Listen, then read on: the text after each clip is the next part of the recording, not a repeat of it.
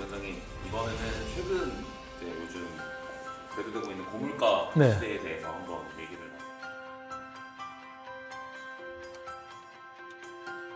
저는 100% 공감합니다. 왜 공감하냐면요. 저도 사회생활을 기업에서 시작했어요. 뭐 제 경력을 보시면 아시겠지만 저도 금융권에 생활했는데요. 제가 회사 다닐 때 벌써 몇 년 전이에요. 조금만 더 지나면 벌써 20년 전이 되는데 제가 외환위기 때 저는 회사 생활을 첫 사회초년생으로 시작했어요. 동기생들이 나온 얘기가 국민연금, 야 이거 내서 뭐하냐, 이거 국민연금 내서 이거 돌려받을 수 있냐, 이거 왜 내냐. 이미 그때도 그런 얘기를 했거든요. 지금 MZ세대들이 걱정하는 거 당연하다고 저는 생각해요. 그래서 지금 연금개혁 그러잖아요. 이거는 사실 미리미리 대비를 못한 정부, 정치인들, 행정가들 반성해야 됩니다. 왜냐하면 가장 기본적인 원인이 저출산 고령화는 이미 예상이 됐었고, 그래서 2006년도부터 저출산 고령화 대책위원회라는 걸 정부에서 만들어서 대통령 직속으로 지금까지 무려 280조를 쏟아 부었다는 거 아닙니까? 그런데도 지금 아직까지도 연금개혁 타령하고 있으니 반성해야죠. 그러면 MZ세대들은 국민연금을 받을 수 있을까요? 그래서 연금개혁을 해야 되고요. 물론 연금개혁을 했을 때 불만은 있겠죠. 시나리오가 뭐 할 80여 가지 시나리오가 나와가지고 그 시나리오 중에 뭘 채택할지 모르겠지만 결국은 수급 개시 연령은 좀 늦추고, 그 다음에 수급이 종료되는 시점을 언제까지만 하겠다 멈출 수는 없잖아요. 그리고 수급 받는 총액도 이제 조금 낮추고, 그리고 내는 연금 보험료도 약간 높이고, 이런 식의 논의가 있죠. 그래서 물론 불만이 있을 수 있죠. 하지만 내가 내는 것보다는 많이 받는다는 인식은 명확히 심어주면 돼요. 그것은 변함이 없어요. 내가 예전에는 요만큼 내고 이만큼 받았는데 지금은 여기에서 조만큼 더 올라가고 받는 게 이만큼 아니라 요만큼 줄어들고, 그래서 그 갭이 줄어들어서 과거에 비교하면은 수익률이라고 생각한다면 수익률은 줄어들지만 내는 것보다 받는 게 많은 건 사실이에요.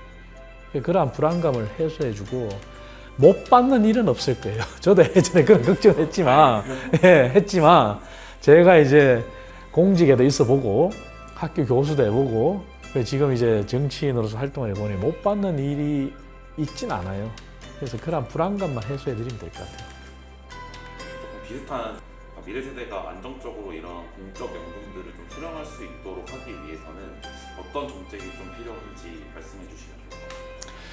제일 중요한 거는요, 이제 정부가 결국 일자리를 많이 창출을 하자 그러는데요. 정부가 일자리 창출하는 시기는 지났습니다. 정부는 이제 뒷받침하는 기관이에요. 왜냐하면 과거에 우리나라가 조그마한 경제 규모에서는 정부 재정이 경제 전체의 근간을 이루기 때문에 정부가 경제를 끌어가는 시기였어요. 하지만 지금은 GDP 기준으로 이제 2200조 시대를 열었어요. 정부 재정은 내년도 재정이 659조 정도 됩니다. 정부 재정이 GDP 전체를 압도할 수 없다는 거잖아요. 그러면 정부는 게임의 심판자로서 공정한 기회를 부여하고 민간에서 일자리를 창출하고 민간에서 더 활성화돼서 뛸 수 있도록 뒷받침만 해주면 돼요. 그래서 민간에서 많은 일자리가 창출돼도 그것은 늘 얘기하지만 규제 개혁이 아니라 규제 혁명에 가까운 그런 걸 해야 되고요. 그래서 기업들이 글로벌과 경쟁했을 때 뻗어나갈 수 있어야 되죠. 대한민국에 기업과 관련된 법이 한 축이 있고요. 산업과 관련된 법이 한 축이 있어요. 이 두 개를 다 밥상에 올려놓고요.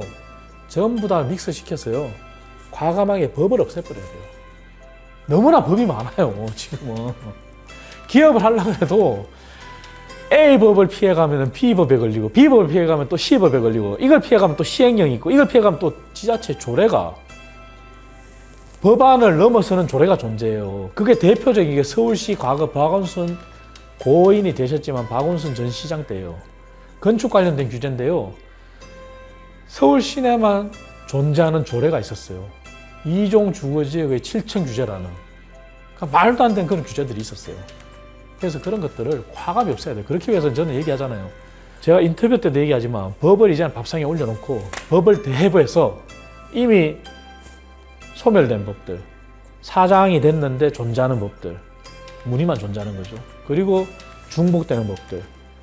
기업이면 기업, 산업이면 산업으로 가야지. 왜 기업에 대한 규제 따로, 산업에 대한 규제 따로 가냐 이거죠. 과감히 믹스시켜서 과감히 철폐해야 된다 생각해요. 그렇게 하는 것만이 네거티브 규제로 전환하는 거고 규제 혁명이라고 생각합니다. 그럼 한마디 해주시면 좋을 것 같습니다. 이제 고물가 대비한 대비책을 말씀드리면은 가장 심각하게 생각하는 게 가스, 난방비, 주거비라면은 그게 맞춤형 정책을 마련해야 돼요. 물가를 낮추는 게 가장 우선적이지만 물가를 낮추는 것은 거시경제 정책을 펴야 되는 겁니다. 그러나 그 거시경제 정책을 아무리 잘 펴도 지금 우리나라 경제 구조가 대의존도가 70% 넘는 수출입 구조, 그러한 경제 구조라면은 물가는 결국은 수입 물가, 결국 가장 근본적인 원유죠, 원유. 그리고 원자재죠. 그리고 환율이죠. 그거로부터 자유로울 수 없다면 물가의 문제는 항상 존재합니다. 그리고 지금의 시기는 기형적으로 또 코로나19, 코비드-19 팬데믹 시대에 전 세계가 확장 재정정책, 확장 금융정책을 펴면서 어쩔 수 없이 물가 상승을 유발할 수밖에 없는 정책을 폈어요. 그러한 후유증도 존재합니다. 그래서 고금리 정책을 펴서 물가 잡으려고 하죠. 그럼에도 불구하고 물가가 안 잡히는 것은 아까 말씀드린 대외 경제적인 구조에서 원유, 원자재, 환율의 문제가 있습니다. 그럼 뭘 해야 될 거냐? 그러한 거시적인 걸 잡지 못한다면 핀셋 정책을 해야 되는 거예요. 가스, 난방비 마찬가지입니다. 저소득 사회 취약 계층에 대한 지원만 할 게 아니라 1인 가구에 대해서 우리 대학생들에 대해서 한번 검토해 봐야 됩니다. 서울시에서 1인 가구 지원을 위한 TF 부서를 만들었어요. 이것이 더욱 확대돼서 서울시의 정책에 대한 효과는 이미 나타나고 있어요. 정부가 과감히 도입해서 1인 가구, 특히 대학생들에 대한 핀셋 정책, 가스 연료비, 난방비 한번 검토할 필요 있고요. 주거비는 이것도 마찬가지입니다. 서울시의 사업인데요. 한 지붕 세대를 어르신이 계시는 공간에 남는 방을 우리 대학생들한테 임대하는 겁니다. 그럼 어르신들은 수입도 얻으면서 새 식구가 생겨요. 가정의 활기가 돌겠죠. 우리 대학생은 좀 더 저렴한 임대료로 따뜻한 집에서 살 수가 있죠. 그런 핀셋 정책, 서울시에서 하고 있는 정책을 과감히 확대할 필요가 있습니다. 그래서 저는 서울시가 잘하고 있는 것은 과감하게 중앙정부에서 확대해야 된다. 정파를 따지지 말자. 서울시장이 국민의힘 오세훈 시장이라고 해서 반대하지 말자. 민주당도 따를 건 따르자. 정부도 지방정부의 정책이지만 과감하게 중앙정부가 차용할 건 사용하자. 전국에 확대할 건 확대하자. 그런 관점으로 가야 된다고 생각하고요. 그런 관점에서 저도 더 노력하겠습니다.